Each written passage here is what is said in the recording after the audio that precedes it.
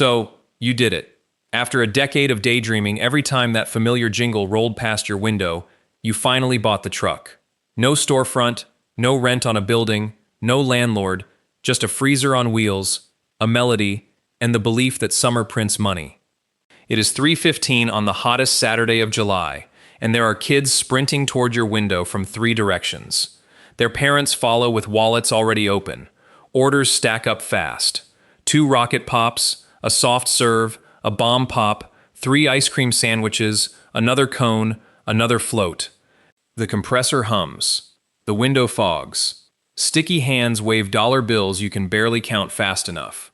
For 2 hours straight, you never sit down.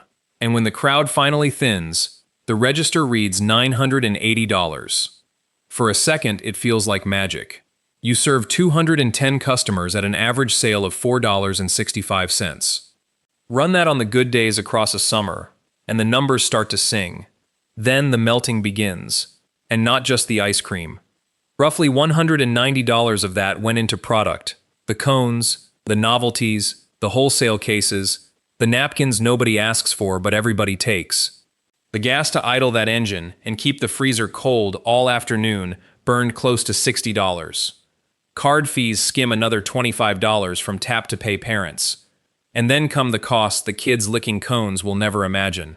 The truck payment, commercial insurance, the permits, the health inspections, the commissary you must return to every single night, the repair fund you pray you never touch. Your golden $980 afternoon might leave $100 of real profit, and not even all of that is yours to keep. Some belongs to the state. Some has to survive the Tuesday when it rains and you sell nothing. Some has to cover the winter, when the jingle goes silent for months. That is the first lesson. You did not buy a dessert cart. You bought a refrigerated vehicle, a retail shop, a route planning operation, and a seasonal cash flow tightrope crammed into something smaller than a parking space. And yet the idea underneath it all is ancient. Back in the 1820s, a New York confectioner named Italo Marchionni started wheeling frozen treats through the streets on a pushcart, bringing sweets to people instead of waiting for people to find sweets. Later, motorized trucks took the route wider. In 1920, a candy maker named Harry Burt fitted bells to his trucks so children could hear him coming, and the jingle became the whole marketing budget. The product evolved. The economics never did. Do not wait for hungry people to walk to your freezer. Drive your freezer to hungry people, and ring a bell so they know you are there. That single idea built an entire industry. Today, estimates put the U.S. ice cream truck and street vendor space in the hundreds of millions of dollars, though figures vary widely because so many operators are tiny, seasonal, or off the books, so treat any single number with caution. The barrier to entry looks low. The margins on a $2 popsicle look fat, and that is exactly the trap. Standing in your truck at dusk, counting sticky singles beside a freezer that never stops drinking electricity, you realize the real question was never whether kids want ice cream in July. It is how much you must spend before a single kid ever reaches your window. The truck was supposed to be the cheap way in. That is the story everyone tells themselves. A decent used step van costs around $30,000. Not nothing, but a fraction of opening a shop. Then you learn that buying a van and building an ice cream business are two very different bills.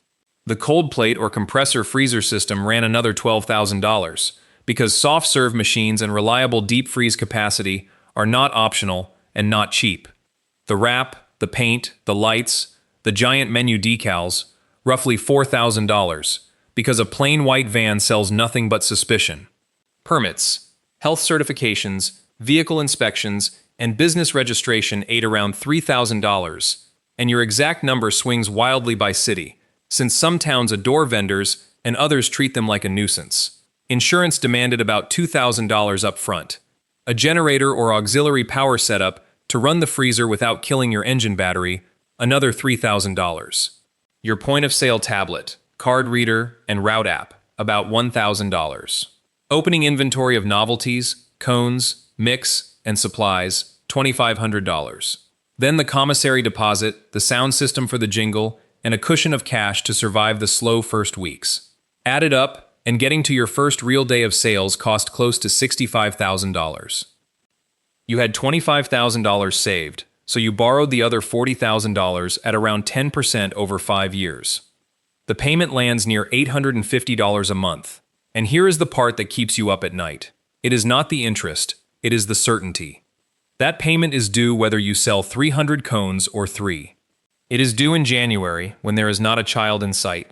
Every month opens with obligations before a single scoop leaves the window. Around $850 for the loan, a few hundred for the commissary, where you park, clean, and legally store product overnight. Insurance across the year. The app fees, the permit renewals, the phone, the maintenance reserve. Before you buy one case of popsicles, your truck may carry $2,000 to $3,000 in fixed monthly costs, and it carries them in December just like it carries them in July. That reframes an empty street. A quiet afternoon is not just boring. It is bleeding. You also learn why pouring every dollar into a gorgeous truck is a mistake. Chrome and lights feel like the business, because you can see them. Cash in the bank feels lazy by comparison. But cash is oxygen. Cash covers the loan through a rained-out week. Cash replaces $1,500 of product when the freezer quits overnight, and everything inside becomes soup. Undercapitalized trucks rarely die because the ice cream was bad. They die because the owner built a beautiful machine and left nothing to breathe. Then there is the matter of where you are even allowed to ring that bell. Some cities ban vending near schools. Some ban it near parks, the exact places children gather. Some require you to keep moving and forbid you from parking to sell. Some have ice cream truck laws written after tragic accidents, requiring flashing signs and speed limits and spotters. One town welcomes you. The next one 2 miles over will ticket you into bankruptcy. Mobility sounds like total freedom. In reality, every block you roll onto belongs to somebody's rulebook. Still, you open. You load the freezer, test the jingle, top off the generator, and roll toward your first spot. You believe the hard part was buying the truck. Then you park at the neighborhood pool and watch 2 other trucks pull up behind you, and you understand something scarier. Building the truck was one thing. Now you have to buy access to customers, over and over, forever. Location is not just a place. It is the price of attention, paid in fuel and time. A busy park gives you crowds, but maybe 2 hot hours before everyone goes home for dinner. A pool gives you captive, sun-baked demand, but you may need a contract and a cut to the facility. A Little League complex offers reliable Saturday volume until the season ends. A neighborhood route gives you loyal regulars but thin, scattered sales. A downtown festival promises thousands and charges you brutally for the privilege. Each spot sells you a different mix of traffic, spending, competition, weather exposure, and time. Then you see the flyer. A summer street fair, 12,000 expected, 15 food vendors. The booth fee is $600, but the organizer swears the crowds are enormous. You stock up, $700 of product, extra novelties, backup mix. You fill the generator. You drive 90 minutes. You rope in your cousin to help at the window. Then, an hour before the evening rush, the clouds roll in and the temperature drops 10 degrees. Nobody wants ice cream when they are reaching for a jacket. You sell $1,400 instead of the $4,000 in your head. Product used cost around $350. The fair keeps it $600 no matter what. Your cousin needs paying. Fuel in the drive ate another $90. Card fees nibble the rest. The truck looked busy in your photos. Your bank account barely moved. And some of that soft-serve mix cannot survive to sell another day. That is how a packed-looking event quietly melts your money. Weather is not an inconvenience in this business. It is the single biggest variable you cannot control. A cool gray weekend can cut sales in half. A brutal heat wave sells drinks and soft serve but drives everyone indoors by mid-afternoon. One perfect 88-degree Saturday can out-earn an entire soggy week. So every morning you gamble on the forecast. Stock too light and you sell out during the exact hour that pays the most. Stock too heavy and your freezer becomes a vault full of trapped melting cash. And unlike a sandwich, a half-thawed novelty cannot always be refrozen and sold. Say you load $500 of product and 15% is lost to melt, freezer burn, and damaged wrappers. Only $425 is sellable, but it still has to absorb the full $500 you spent. The waste did not vanish. It quietly made every cone you did sell more expensive. This is why a giant menu is dangerous. Every extra flavor and novelty needs freezer space, and freezer space is the one thing your truck cannot grow. A slow-selling gourmet bar might look impressive, but it hogs room a bestseller could have filled, and ties up cash in the process. Opportunity cost stops being a classroom idea. It becomes the box of fancy sorbet nobody buys, sitting exactly where tomorrow's fast-moving bomb pops should be. Then your phone rings with a birthday party. 40 kids, a flat $400 for 2 hours of unlimited treats, half paid up front as a deposit. Suddenly you know the crowd, the location, the timing, and the revenue before you turn the key. Waste drops, because you produce for a known number. The drive is planned. The demand is guaranteed, not gambled on strangers walking by. Street vending is speculation. Private bookings are scheduled certainty, and that certainty is worth real money even when the headline number looks smaller than a festival. But every party you accept is a route you cannot run that same afternoon. The truck can only be in one place at a time. Every booking cancels another possible booking. Every mile driven is a mile not selling. And eventually your real ceiling is not demand at all. It is how fast your one small window can move. You have one soft serve machine, one freezer, one person, sometimes two, squeezing past each other, and a line of impatient kids who will absolutely wander off if it stalls. At your current pace, you can push maybe 60 sales an hour. At an average of $4.65, that is around $280 an hour, maximum, no matter how long the line is. Then you rework the setup. Pre-scooped cups in the freezer for the rush. Novelties sorted by bestseller, front and center. Exact change trays ready, tap to pay first. One person takes money while the other only serves. Your pace climbs to 80 an hour. Same prices, but now $370 an hour. An extra $90 every hour. With no new truck, no bigger freezer, no ad campaign, just a smarter window. That is why speed can matter more than the margin on any single fancy treat. A hand-built sundae that takes 4 minutes may earn great margin on its own, while strangling the number of kids you can serve behind it. So you start engineering the menu. A soft-serve cone sells for $4 and costs you about 90 cents in product and cone. A premium ice cream sandwich sells for $5 and costs $1.60. A bottled water sells for $2 and costs 40 cents. Individually, the sandwich earns the most per sale, but the water and the cone move in seconds. So you build a $7 cool-down combo, a cone and a water. Suppose 200 customers roll through and 60 grab the combo instead of a single item. That is a few extra dollars each, hundreds of extra dollars across a busy weekend, thousands over a season, without finding one new customer. The kid feels like they got a deal. Your average sale quietly climbs. Pricing becomes psychology. A $6 loaded sundae on the board makes the $4 cone feel like a bargain.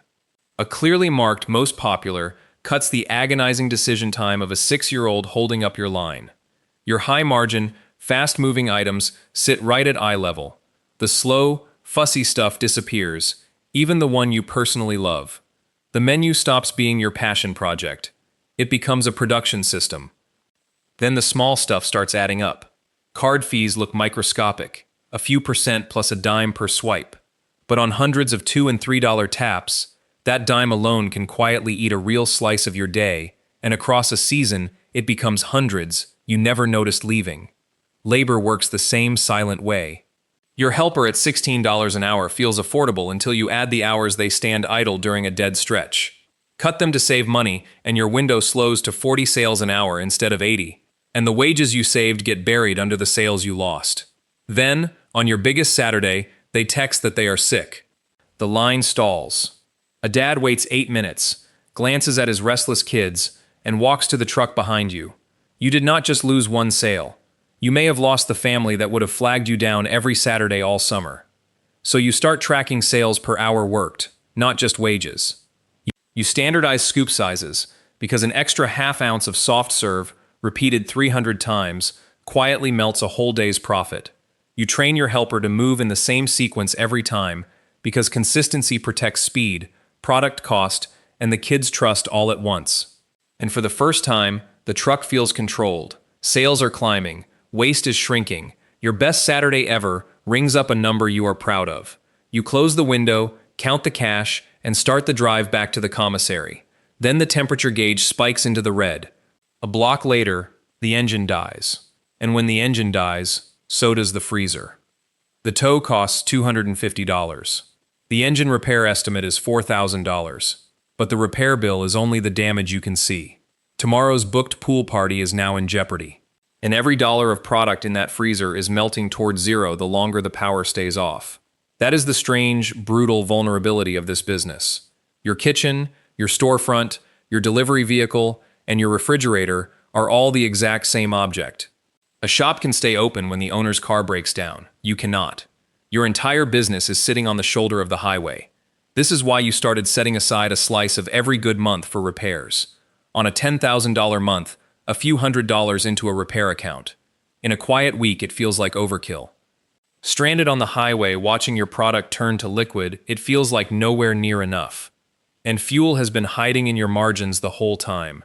Gas to drive the route. Gas or a generator to keep that freezer cold for hours while you idle. The trip to the commissary before service and again after. A far-off event might show a big revenue number while quietly eating a tank of gas, hours of driving pay, and an entire day that could have run 3 profitable local stops instead. Then you open the books on your first summer.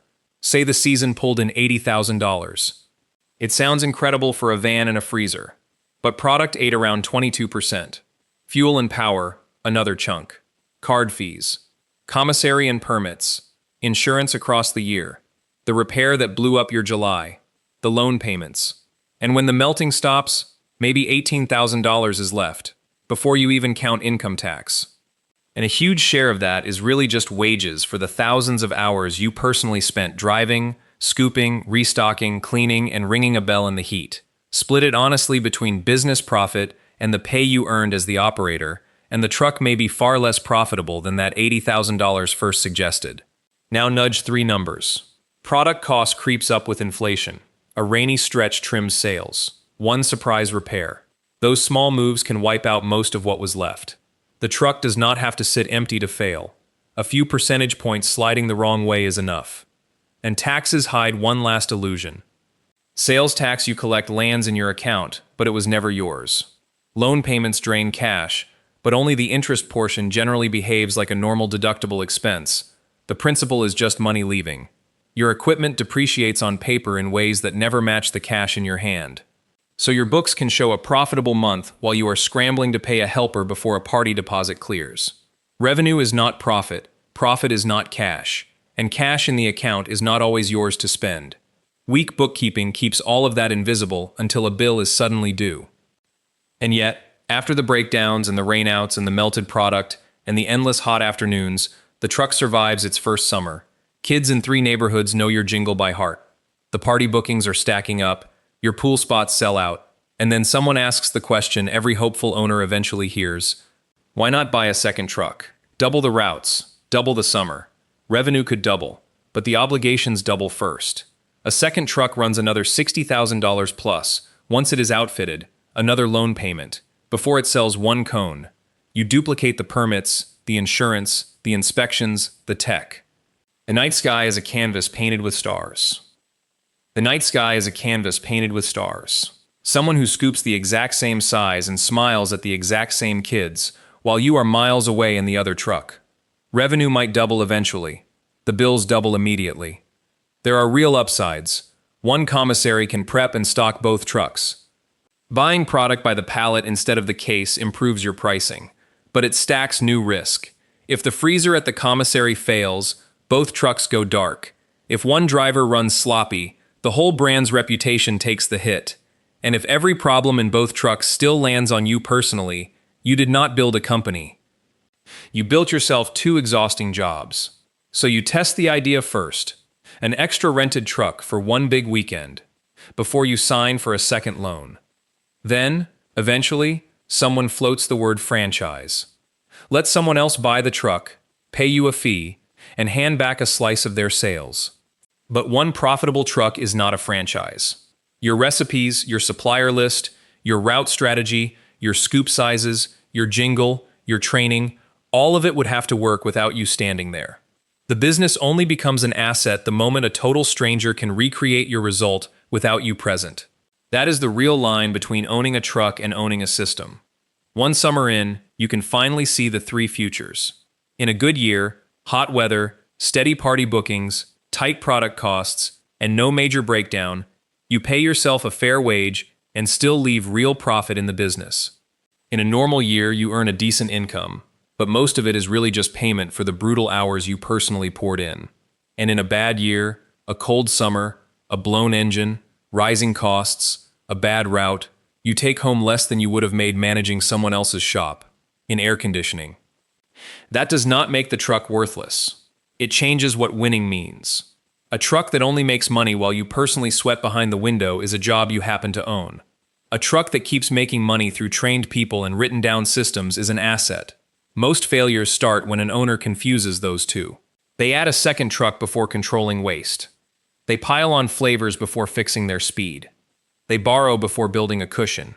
They pay big festival fees without ever doing the break-even math. They spend it all on chrome, skip the repair fund, price the cones too low, and mistake a full register for actual profit. So before dawn, you are back at the commissary while the city still sleeps.